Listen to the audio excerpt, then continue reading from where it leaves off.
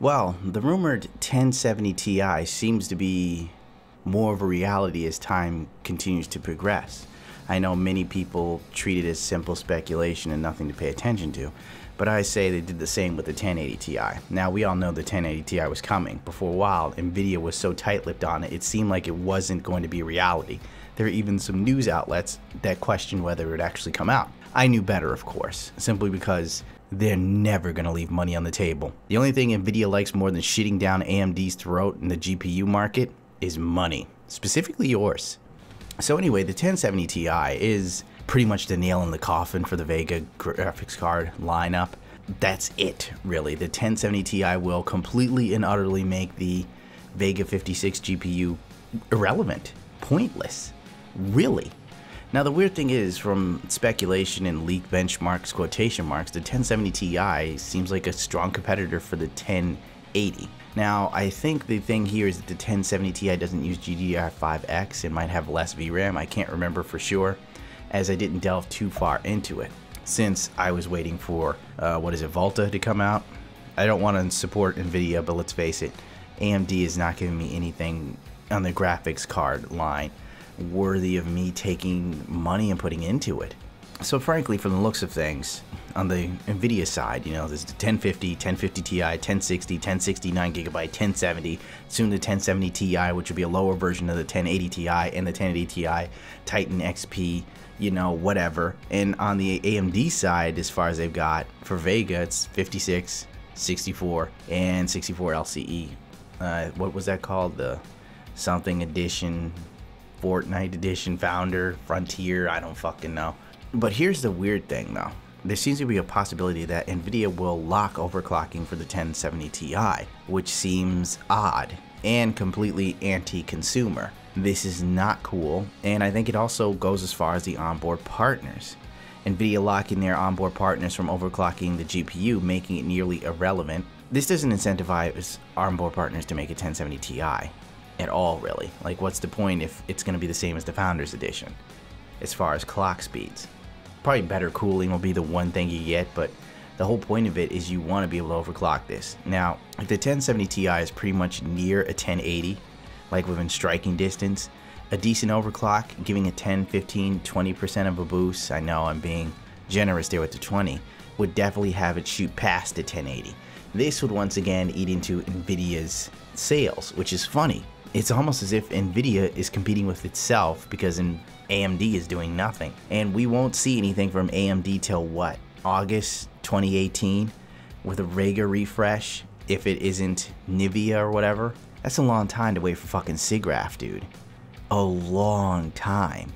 And there's a strong possibility, you know, I'm guessing here, speculation on my end, and I'm sure others would agree, you'll see the new Volta GPUs between March to June. That's when I guess NVIDIA will drop something and blow everybody's socks off, especially the multi-GPU setup to circumvent Moore's Law. And we'll be once again sitting here with the whole wait till whatever the fuck the next NVIDIA sort of thing. AMD's a whole lot of wait till AMD does something on the graphics card department. At least Ryzen came through, thank God. AMD is in poor shape, in all honesty. AMD already knows that Vega 56 is no longer a threat at all to NVIDIA once their 1070 Ti releases. Secondly, AMD has its hands tied behind its back with the production of the Vega GPUs in general. HBM2 yields are shit, which is hurting AMD, but production of Vega is hurting the company more. Instability from within the Radeon Technologies group is also worrying. CEO Lisa Soong has stepped in and taken over to clean up the various misses left behind from the Radeon team. Raja Koduri is on a sabbatical for the next 2 or 3 months. And frankly, everyone's sitting there saying there's two camps right now for AMD. They're the people who are going, fuck Raja Koduri, he fucks up, he sucks.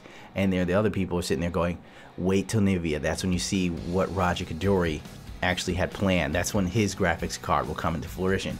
He came in when Vega was still in development, so you don't see much of his influence there.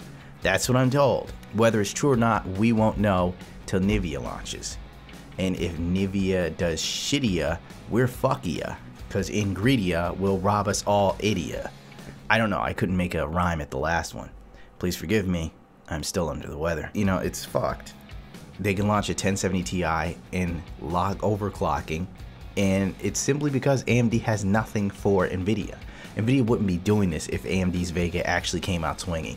I bet if Vega came out and actually did what we all hoped it would, we'd already be hearing rumors about fucking Volta coming out, you know?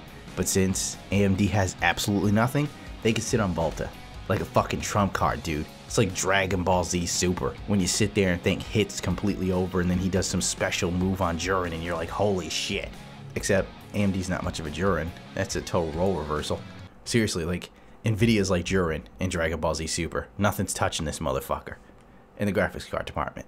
And another story of a big company pretty much damn near untouchable doing what the fuck they please because they can. Intel will no longer provide pre-core turbo frequencies, making motherboard tuning impossible.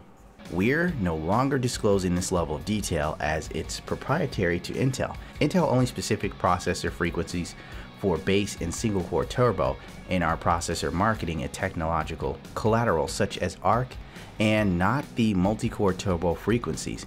We're aligning communications to be consistent. All turbo frequencies are opportunistic, given their dependency on system configuration and workloads. There are several reasons why this change is negative. First, not all CPUs are equally aggressive when it comes to their turbo scaling, even if they have the same or similar turbo ranges. This is one reason why the gap between trips can be wider than they'd otherwise be. The Core i7-8700K, for example, has a peak all-core frequency of 4.3 GHz on a 6 cores, which is fairly close to its peak frequency of 4.7 on a single core. As a general rule, Intel's higher-end CPUs will boost more aggressively than their low-end cores, but even this isn't absolute. You can't assume that the CPU with a high single-core boost frequency also has an aggressive multi-core boost frequency. And you can't assume that two CPUs with the same or very similar turbo ranges have the same multi-core boost frequency distribution, though this is typically more of an issue when comparing between two different product generations as opposed to within the same family. We'd expect more variations between the 6700K, 7700K, for example, than between the 7700K and the 7700. Secondly, arguably, more importantly, a lot of motherboards don't implement turbo boost well. This is so fucking true. If you don't know, you will know one day. It is one of the biggest pains in the ass. My most recent problem was with Threadripper. Like, Gigabyte's board, the X399 Aeros Gaming, is not that great of a motherboard. It's real hit and miss. It's a real crapshoot. Some people were able to get the thing to go up and running, no problems. Some people couldn't even use more than 2 DIMM slots for DDR4 RAM. Some people go use 6. I got to use 8, but only at certain frequencies. 2.9, you know, a whole bunch of bullshit. Not to mention the blue screens of death, the motherboard just roasting out and not even turning back on from a BIOS reflash. It's just, some motherboards are better than others, just like some CPUs, even in the same family, are better than others. That's why they call it the fucking silicon lottery, dude. Like, for real? Like, I'm not even on their article anymore, but when you see like big YouTubers, you know, like the Jay's 2 Cents, Lions Tech Tips, etc., the guys who have clout and companies give a fuck what they think, and they get like these CPUs and they get these overclocks that you think you're gonna get from the same CPU you bought at Newegg, and you don't even come fucking close to that shit.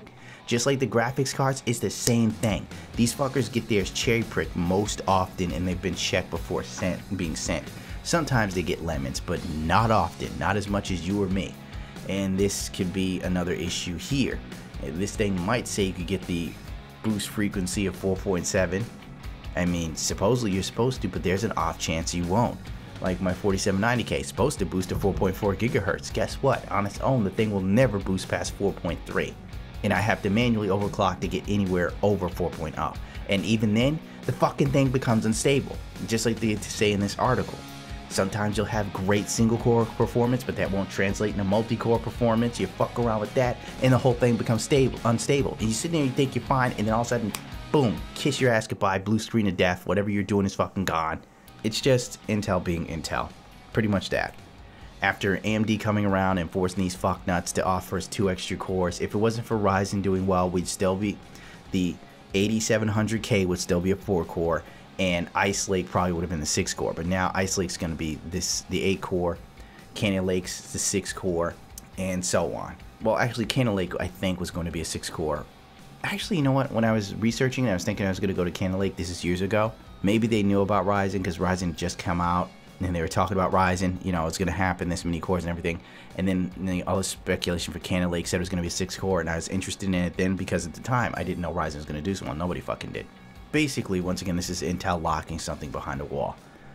They're going to continue to do that. Intel gives you something, Intel takes something away. With AMD, you don't get an overpriced CPU, that's for sure.